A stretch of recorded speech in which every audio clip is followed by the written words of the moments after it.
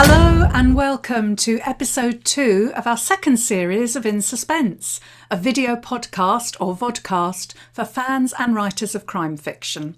I'm Leslie Cara and my co-host is Lauren North. Hello. In our last episode, we interviewed the best-selling thriller writer Simon Kernick, and we focused on the topic of author longevity. And it's been one of our most popular episodes so far. We've had lots of downloads. So either that's because author longevity is a really, interesting topic for a lot of you, or Simon Kernick just has a huge fan base, it's probably a bit of both, isn't it? Both, yeah. But we wish Simon the best of success with Kill a Stranger, which we highly recommend. And just to clarify, we're not recommending that you go out and actually kill a stranger. We are talking, obviously, of Simon's latest thriller. So there you go. Oh, do you know, Laurie, I'm so tired today. I couldn't even be bothered to put my contact lenses in. So here I am in my specs. I always get a bit of a headache on a recording day. I don't know about you. I do, because I don't wear my glasses. Yes. Vain. So I thought I'm not going to be vain today. I'm going to stick my glasses on and be done with it. Good for you. And it's I don't know about you, but what with everything that's going on in the world right now and in my personal life, and not my parents, not my personal life with Rashid is fine. But my parents are both COVID positive now, so that's a real worry. So but what with all of those things, with all of those things going on, doing this vodcast and chatting with you and chatting with the writers, that we have on as guests, and talking to people on social media, and my own writing and reading is the only thing keeping me sane, really, at the moment. I think I think in the first lockdown, Yeah, I agree. Yeah, I was very distracted and couldn't really concentrate on anything. And there was a time, the beginning of this year, when I thought that was going to happen again because the news was so terrible. But actually this time I feel a little bit more determined to block out some of those other things and just really focus on the writing and reading. And that's sort of providing me with some kind of solace, because when I'm writing I can try and switch off from everything else. I don't know. But I'm very mindful that for lots of people it's incredibly difficult this time around, because having to homeschool again and all those worries, and people have got financial problems if they've lost jobs and things. But you're homeschooling again, aren't you, Laurie? So how have you found it this time around? in some respects, it's better this time in that we all know what we're doing and we've done it before, and so there's less uncertainty. And I've certainly gone into the mindset thinking that this is going to be at least until Easter, possibly until the end of the school year. So I think, it's okay. So it's better in that respect, that we're not uncertain. But I think the other side of it is that we've all got a bit of lockdown fatigue. There's this constant worry over me that I need to keep the children's mental health as positive and as happy as I can. And that in itself, just trying to find tasks and things for them that give them joy is quite exhausting. And on top of that, trying to keep my job going and my things going and keep my own self happy, that it does feel like quite a big burden. But I'm also mindful of the fact that I get up and write and then do homeschool with the kids and give them my full attention, and then write again in the afternoons. But I'm mindful that my kids are at a really great age for homeschool. They're 9 and 10. Whereas if you've got younger kids, it must be so hard. And if you've got jobs where you're on the phone constantly and having meetings, I don't know how you do that balance the same. Like I just feel really lucky as well, I think. But it's okay. We're all happy and healthy, I think. So it's certainly not we're not in a difficult situation, really. It's tough, isn't it? It's a bit of a slog. Yes, it's very tiring. And I think you mentioned to me the other day that you go to bed quite early because you're getting up quite early. And I'm the same really, although I haven't got, the same amount of pressures on me that you have. But I do find that it is very wearying. And I'm, with worry about mum and dad. And I have got a lot of phone calls from my mum, who's very distressed at being cooped up, because she's now tested positive and she's in a nursing home, care home. And she's confined to one small room and her bathroom and everything. And it's very distressing because she doesn't completely understand what's going on, and having to deal with her anxiety it's really hard, No, I can only imagine it must be really, really hard situation for you. So, but yeah, so early bedtime. I've started to go to bed a little bit earlier and read, and really make myself read and turn my phone off. How long that's going to last, I don't know. But it's a good habit if you can do it. I tend to leave my phone downstairs from about 8 o'clock. But then I generally come in the morning to a flurry of messages that I've completely missed. But... Exactly, yeah. But our topic for today is research versus write what you know. Yes. And because writers are often given the advice, aren't they, to write what they know. And I've been wondering, is this good advice? Is this always good advice? I guess it helps when you're starting out, doesn't it, to write about something that you've got some knowledge of or some experience of, because it means you don't have to do too much research and you can just focus on the writing. But I guess eventually you have to move beyond your own sphere of knowledge and experience, or the ideas are for plots are going to dry up, aren't they? You've got to sort of look elsewhere, which is where research comes into play, isn't it? Yes, definitely. I think I know exactly what you mean, because my first few books have all been about motherhood and children, which obviously I know a lot about. But as I was writing my last one, I started to get this sense that it was all starting to feel slightly samey, even though the plots are very different. The anxiety a mother feels can only be worded so many ways. And so with the book I'm writing now, I've stepped out of that comfort zone, and I'm writing about two women in their 20s who are best friends and don't have children, and they're living in London, and they're makeup artists, which I know nothing about. But what I do know about is living in London in my 20s and not having much money and worrying about how you're going to pay for everything by the end of the month. So I'm using what I know from that bit of the situation and then researching the other bits and sort of threading it through, hopefully. Yeah. I've only sent the first 10,000 words to my editor and I've not heard back yet. So next time we speak, I could be writing a whole different book.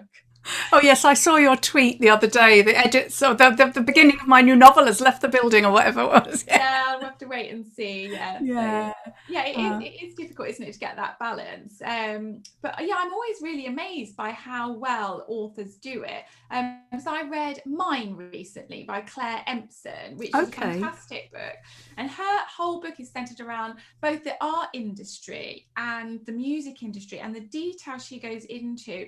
It just feels so natural, and just the research she must have done for that is so impressive. It's woven into this very tense, beautifully written plot. So kudos to that kind of ability to research. So that's, what did you say, Mine by Claire Empson? Yeah, by Claire Empson. Yeah. Now she wrote her first novel was it Him? It was Him, yes, wasn't it? Yes. Oh, excellent. Yeah, I'll have to have a look at that one. That sounds great. Yeah, I enjoyed it. Yeah. I think my first attempt at fiction, my first unpublished attempt, was written from the point of view of a very disillusioned, jaded, cynical lecturer in further education. It probably had something to do with the fact that that was me at the time. But I think that's the thing with writing what you know.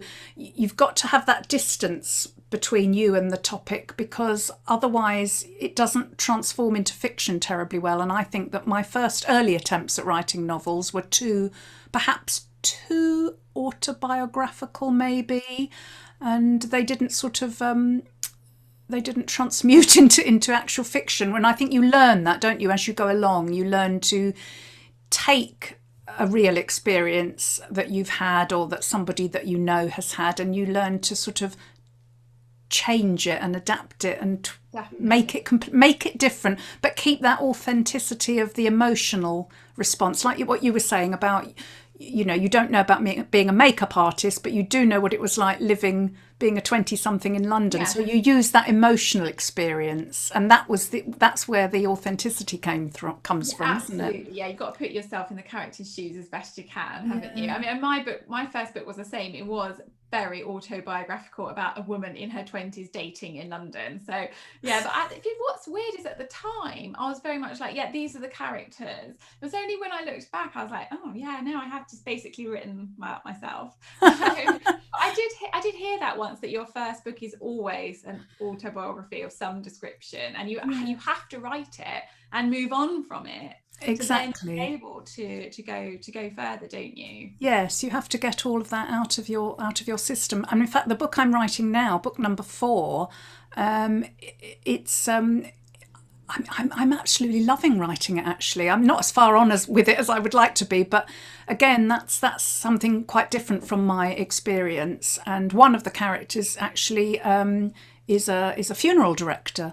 And so I don't know about that. So I've had to do a lot of research about that. Although I do know somebody who is a funeral celebrant who delivers eulogies and arranges services. So I have sort of interviewed her and used some of her experience. But I think that's it's family owner funeral directors. So if you do want any information, do they? I'm happy to pass on questions. They'd be delighted to help you. Oh, Laurie, I had no idea. Oh, right. Okay, I'm going to talk to you privately about that. Yeah.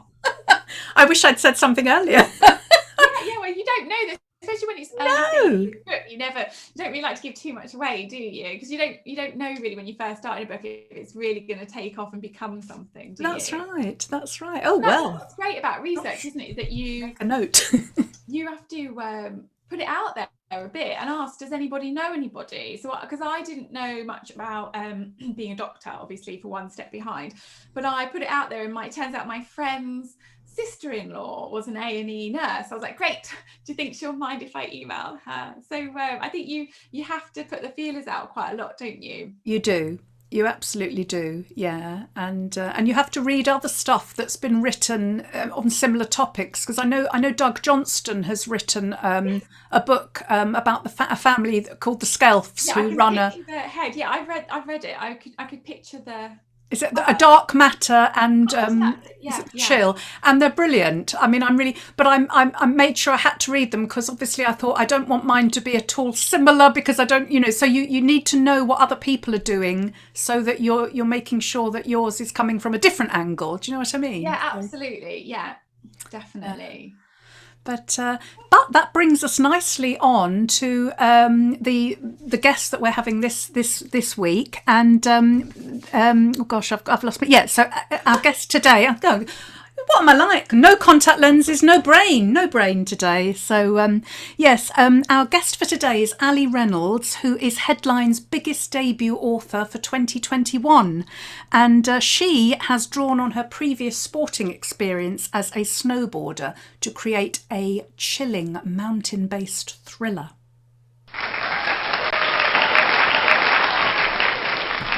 Welcome, Allie Reynolds, to In Suspense. And thanks so much for joining us. I'll just give a little introduction about you. So Allie is a former British top 10 freestyle snowboarder. She spent 5 winters in the mountains of France, Switzerland, Austria, and Canada. But in 2003, she swapped her snowboard for a surfboard and moved to the Gold Coast, Australia, where she taught English as a foreign language for 15 years. Allie became a full-time writer in 2018. Her short fiction has been published in women's magazines in the UK, Australia, Sweden, and South Africa, and her debut thriller, Shiver, is out today. So happy publication day. Thank you so much, and thanks for having me on the podcast. Oh, it's an absolute pleasure. So Allie, you have 2 children and a cat who thinks he's a dog, I understand. Yes, that's right. Yeah, he's actually in the room. I don't normally leave him in the room when I'm doing interviews, but I knew you were going to ask about him. So it's a bit risky because he's got a really loud voice and I don't want him to meow, but so far he's been good. Yeah, he was a rescue cat. And he lost his mum at a young age, and we adopted him from the RSPCA. And next door to the cat's shed was the dog's shed. So I think he just thinks he's a dog. He follows me around the park. He's even been known to fetch and retrieve a ping pong ball in his mouth, which is just insane. Oh, he sounds more like a dog than my dog, actually, who can't fetch to save his life. So, Ali, can you tell us a little bit about Shiver? Because I was very lucky to read it a few months ago when I chaired a panel event with you. And I just found it so immersive, and the tension and the sense of foreboding that was woven between both the timelines was just so incredible. So do you want to start by telling us a bit about Shiver? Yeah, sure. Thank you so much. Shiver begins as 5 former friends are invited to an isolated mountaintop reunion in the French Alps. And 10 years earlier, they were snowboarders living and training in that resort until tragedy struck. So now it's the off season and the resort is deserted. The cable car's running just for them to take them to the reunion venue. As they go up, there's confusion over who invited them. When they reach the top, the ski lodge there is dark and deserted. An icebreaker game has been laid out for them. The game reveals some of their darkest secrets and suggests that one of them is a killer, but there's no easy way down. If they want to survive, they've got to decide who they trust and work out what really happened 10 years earlier. Amazing. Great pitch. You've got that nailed. That is a great pitch. Now, one of the things this novel explores is the competitive nature of the snowboarding community, and the rivalry and the mind games that take place.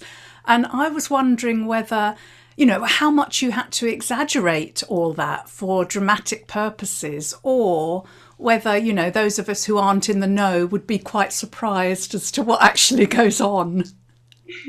So I'm really happy to say that personally, I didn't experience any of that. I think the sport's dangerous enough as it is. And the environment that you do it in also is very dangerous. So yeah, luckily nothing like that happened to me. But I was really snowboarding very much in the early years of the sport. So really people were doing it for the passion. There was no money in the sport back then. I kind of feel the more, the bigger the prize money, probably the more those sort of mind games go on.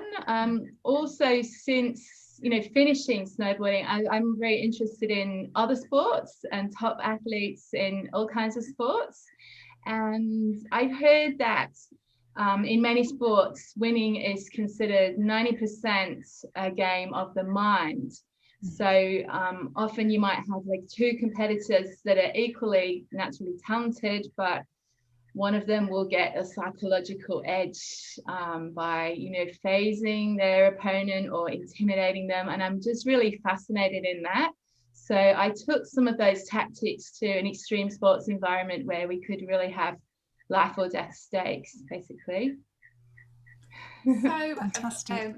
Amazing. And one of the things that I was wondering as I was reading it is that it's obviously set in this extreme sport situation, which I didn't know anything about, and I don't suppose many people do.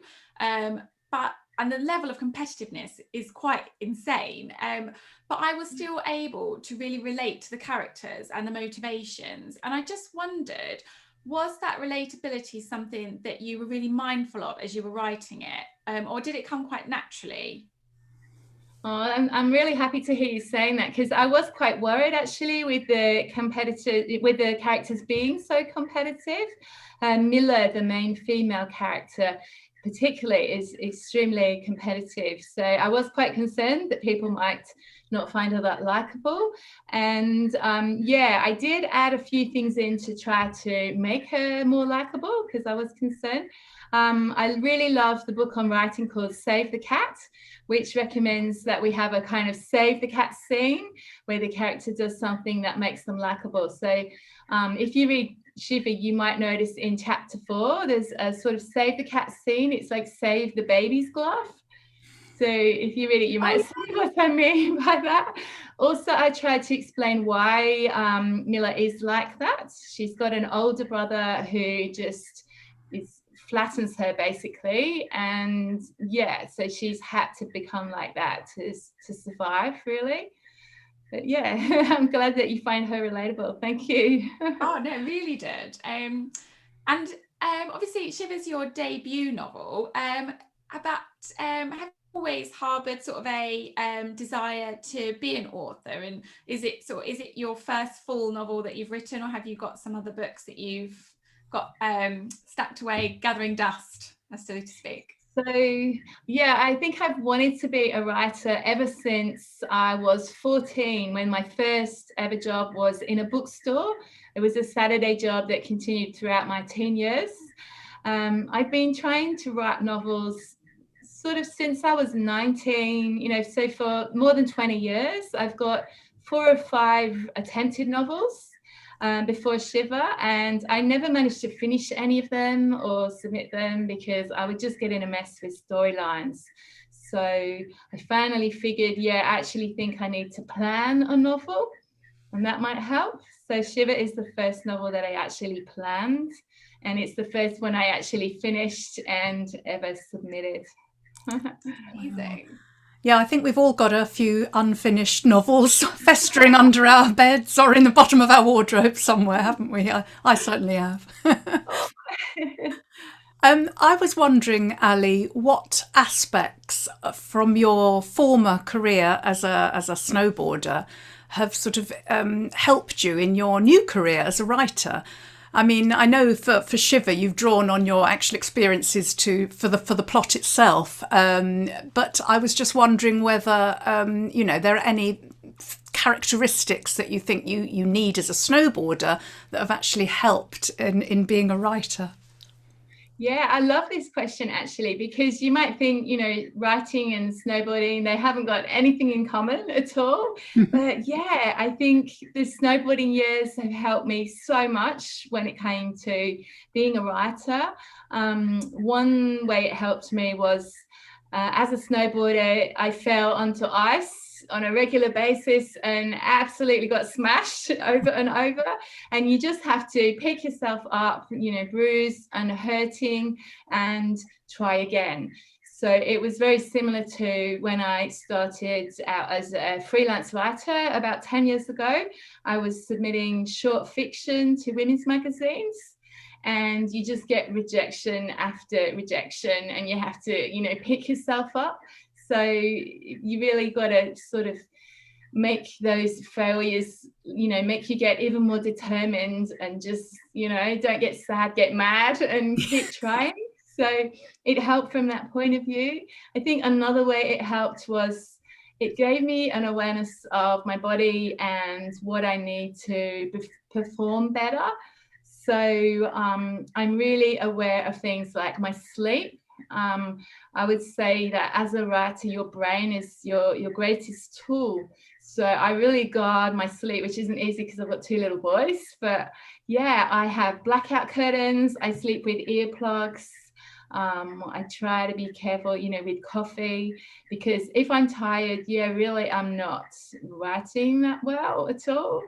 I take supplements, iron for energy, magnesium for better sleep. So, and I don't drink any alcohol, because I think that's, for me, another way where it just helps me keep a really clear head. So yeah, it's actually helped a lot, surprisingly. Oh, that's good advice. That good advice about self-care. I think, that's, getting enough sleep can be a real problem, can't it? Because, especially now with all the worries in the world and everything with COVID. But often your plot's going through your head, or you never switch off, do you, as a writer? It's so hard to switch off. Yeah, I've got my little strategies. Yeah, I should be able to give up coffee. That would really help me. Like, that's something I haven't managed to give up yet. We have to have some vices, don't we? I know.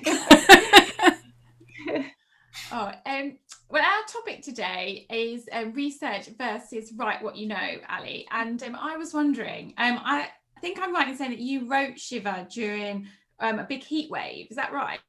Yes, a lot of it was written in a huge heat wave here in Gold Coast, Australia, where I live. So it was, hilarious really to be writing this book set on a freezing French glacier when I was sitting at my desk, literally sweating with the fan on full. And it was really hard to imagine the snow and the mountains. I haven't seen real snow for about 10 years. It's just very far away now, and I love the beach. So I found YouTube was really useful for researching. There's so many little things, like I could watch people's home movies where they're driving down a French road through the French Alps, and you can see, the view from their car window. And it just helped me get little details about what it was like. People ride down the mountain with their GoPro cameras on, and you can just, experience racing down the slope and through the trees. And so I worked from my memories, but also YouTube was brilliant. There's also lots of athletes interviews, and those really helped with trying to get the language right. So I was listening to how, snowboarders and young extreme sports athletes kind of talk to each other, trying to make the dialogue sound authentic. So very much YouTube was a great research tool. Gosh, where would we be without the internet? I was thinking. Especially now, this year. Yeah. Absolutely. So are you writing, I presume you're writing another book now, are you? And I was wondering, you are, yeah. I was wondering whether that is also on a sporting theme, or whether you've gone for a completely different topic this time around. Sure. Well, I've gone for a totally different setting. My next book is another thriller. It's set on a remote Australian beach. And there is a bit of a sporting theme. I guess that's what interests me. I feel personally that athletes make really great thriller characters. I don't think we see that much of them in fiction, but I think they're very driven, very focused, and they're quite ruthless. So from a thriller writer's point of view, I like that. They could be quite devious, I could imagine. One of the themes in my new book is that sport can make you stronger, or it can destroy you. So, we can get some damaged people. Some failed athletes can be quite physically broken. And I'm really interested in that. And again, I think that's something I'd like to explore in fiction. Yeah. Oh, that's a really good answer. That's interesting about that sporting personality being driven and the ruthlessness. I like that. Like we admire them, but they can also be quite intimidating at the same time. Yes. Yeah, I can absolutely see that. So that's great. So you're sticking with that sporting theme, but do you feel as writers that we should sometimes try to stretch ourselves and move beyond our own sphere of knowledge and experience? I mean, I'm interested in this, because they always say, don't they, the advice given to writers is write what you know. But, is that always good advice? I'm just wondering about that. Yeah, I think that it's easier to write what you know, but I would guess that after 2 or 3 books, you might run out of things to write about that you know about, and then you might have to go into research. It seems like some of my favourite authors, I think I've heard them saying that. It's definitely easier to go on what you know. Like if you've lived in a place, or if you've had various different jobs, it's always easier, because then you can, base the fiction to some extent on, your own experiences. Otherwise, it needs a lot of research, and that is tough. Yeah. But like what you were saying earlier about, although you have those strong memories of the snowy landscape and being in that environment, you still had to supplement your memory with research and things. I mean, with my second book, with Who Did You Tell, the main character was a recovering alcoholic. I'm not a recovering alcoholic, but I've supported somebody who is, and within the family. And so I did have that sort of second-hand experience of it, but I still needed to supplement that with reading around the subject, and reading the AA book, and lots of personal testimonies and things like that. So it's so time consuming, isn't it? it is. It is. What about you, Laurie? Have you done a lot of research for your books?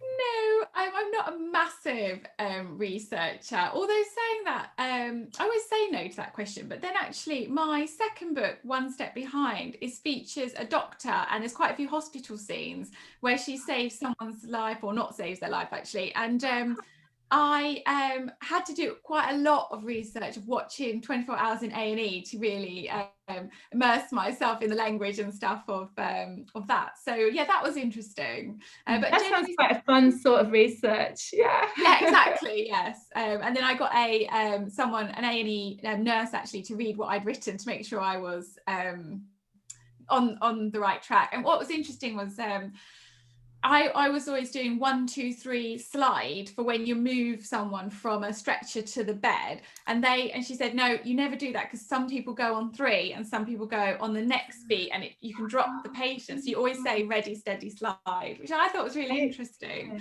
That's so interesting. Yeah. Did you give her the whole book to read, or did you just get her to read the certain parts? Because just the certain chapters actually, because the rest of the book was completely unrelated to it. Yeah.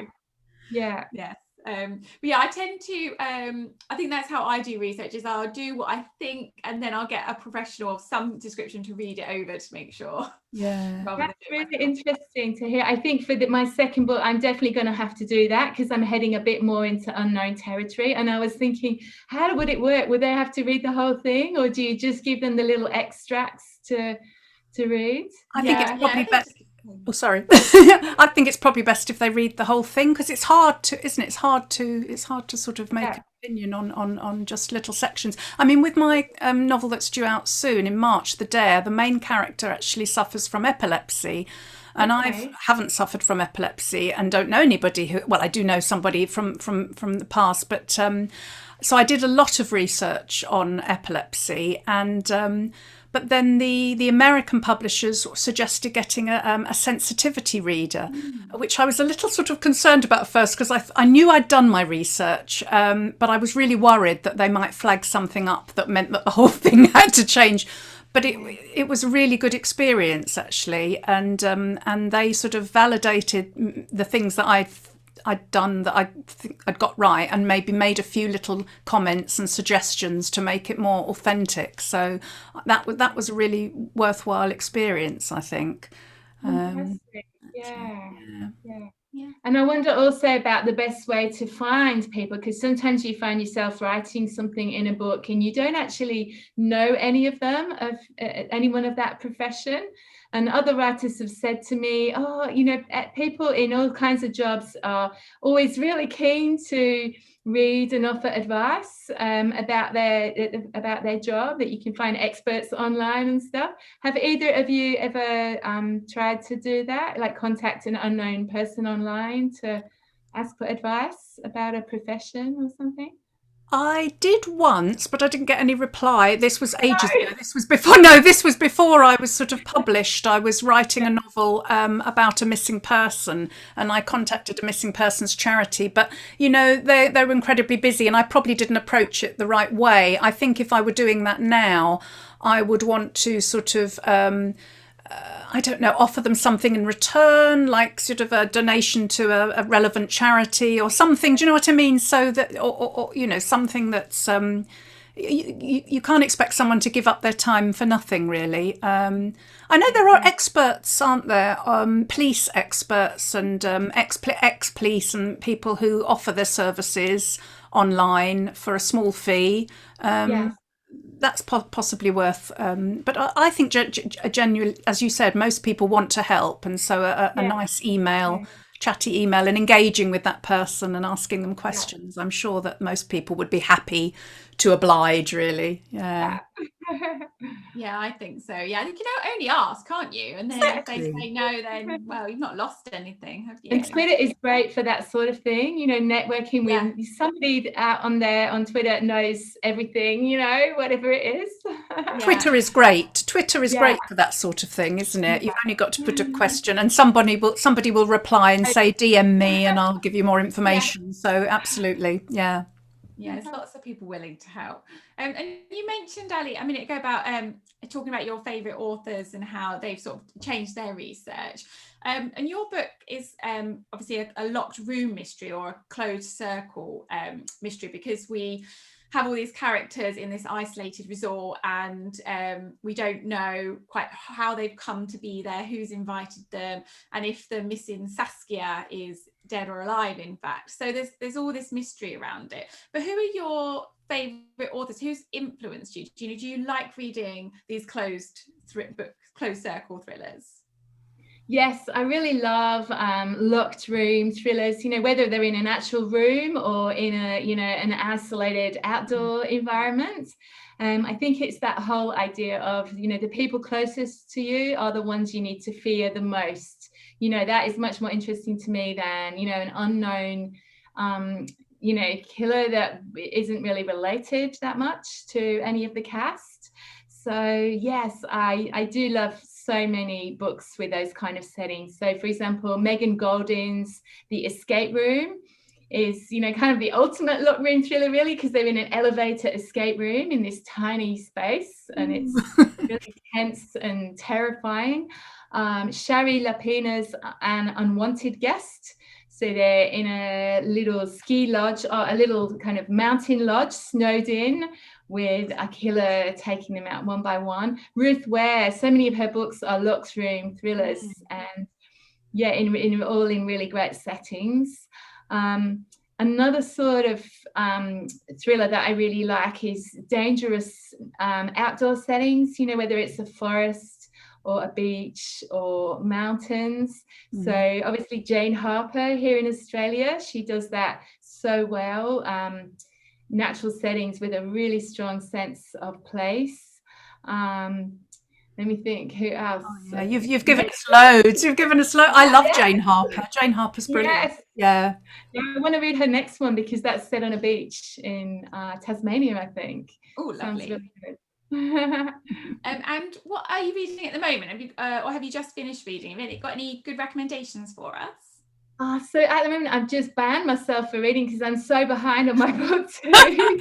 I'm also kind of doing a lot for the promotion for Shiva, but there's a few books that I'm really excited about reading that are coming out shortly. So one book that I'm really excited about is Claire McIntosh's new thriller. I think it's called Hostage or The Hostage. That looks very good, yeah.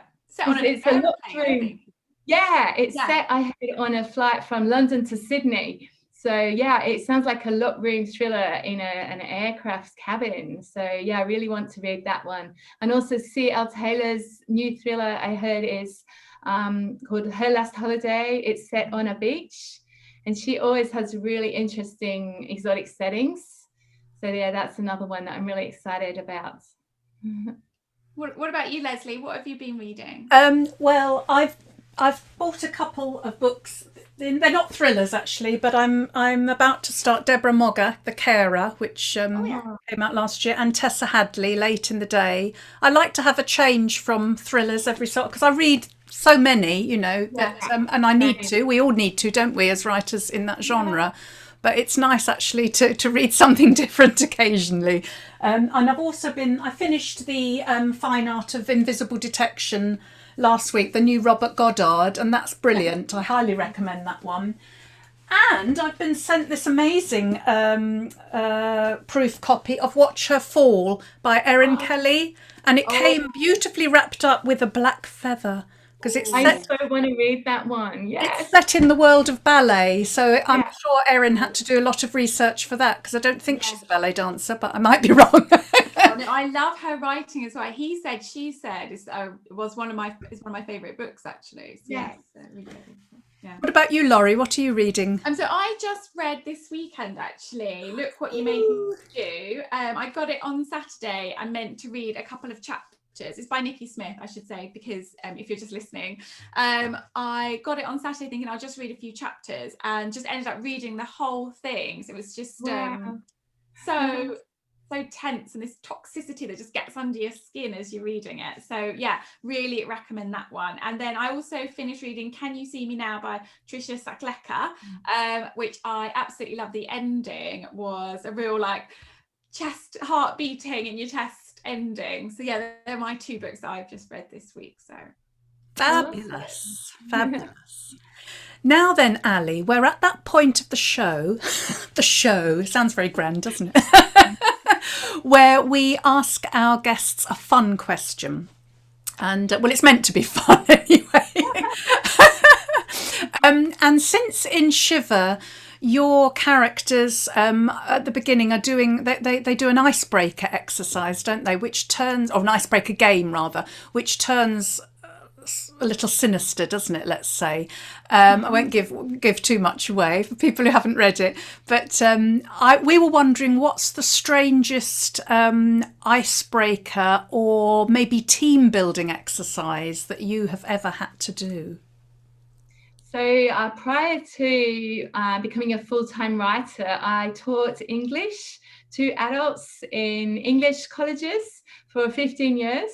So I was having to come up with so many icebreaker games, like almost daily. We would play icebreaker games, and I would try and create them just to do something, different.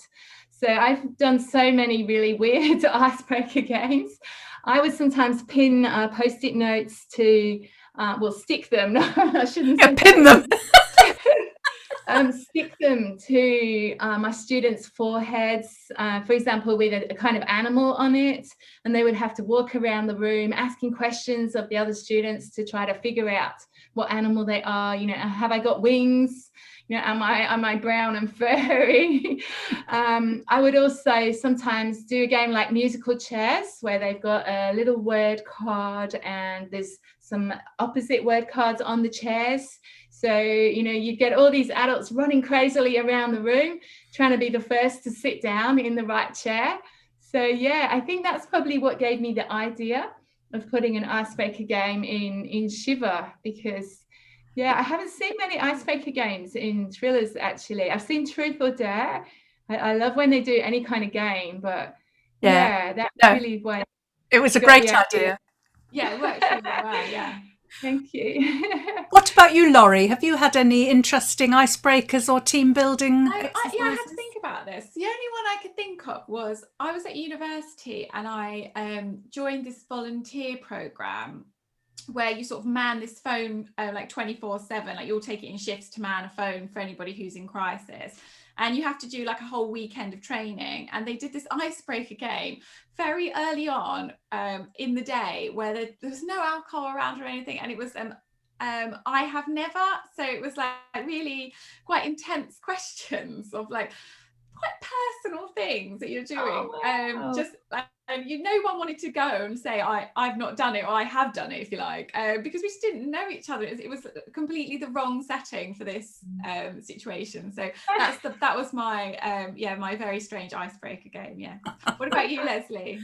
Well, like Allie, I was a teacher for many, many years, so I used to have to devise a lot of these things, but also I used to have to take part in a lot because, you know what it's like in teaching, working for a big college or what have you, you're always going to meetings, and then particularly when you go into management, you're sort of having to network with other people. And I must admit, I find icebreaker exercises excruciating. I know that they have their purpose and they're useful, but I haven't really got any sort of fun ones. But I mean, the worst ones I find is when you're put in a great big room with loads and loads of people, and you're given a list of questions, and you have to, like, for example, find someone who speaks more than 2 languages, find someone who's met a celebrity, and all these sorts of things. So you're just milling around saying, have you met a celebrity? And you just think, oh no, just point me in the direction of the coffee and the croissants, please. I always think the best ice-breaking exercises are taking your team out for a meal or something, but obviously budgets in where I used to work in further education didn't usually extend to that, so we had to come up with all these exercises. Yeah, I can imagine. Yeah. So quick fire round then, Ali, is next. So I'm just going to fire these questions at you and you just have to give us your first answer, okay? Okay, are you ready? Yes. Okay. Go. Tea or coffee? Coffee. Cat or dog? Cat. Beach or mountains? Beach. Notebook and pen or laptop? Notebook and pen. Quiet night in or noisy pub? A quiet night in, for sure. Paperback or Kindle? A paperback, definitely. Run, swim or sunbathe? Run. Jeans or PJs? Oh, PJs. Yeah.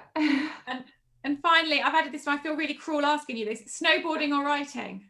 Oh,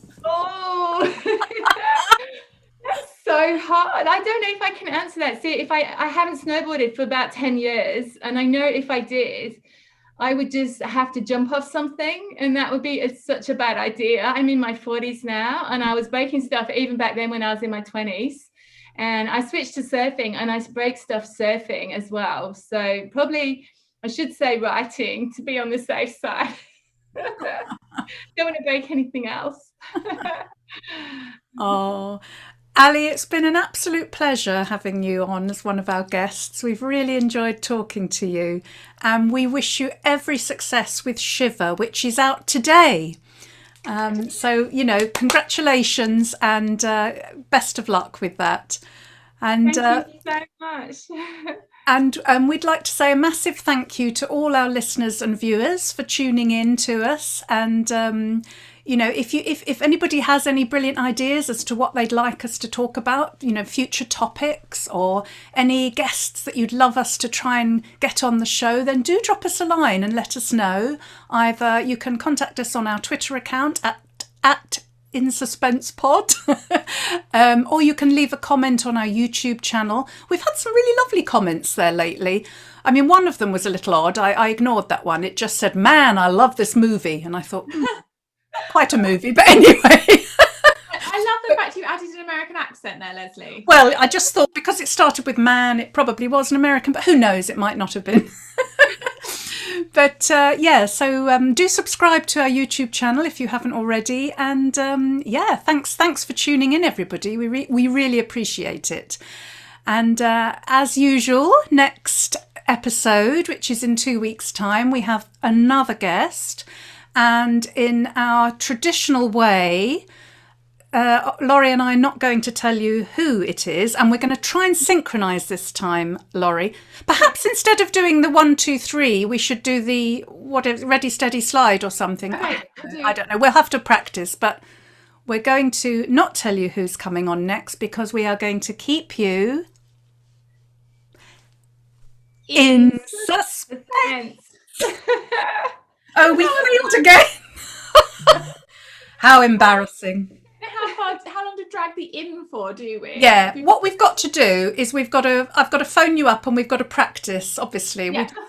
But then again, what would we do? What would we do at the end of the show if it all went perfectly? Exactly, yeah. We'd have nothing to laugh about, would we? Anyway, thanks a lot, everybody. Thanks, Ali. Lovely to speak to you. Thank you so much for having you. Hope you all stay safe and well. Bye-bye. Bye.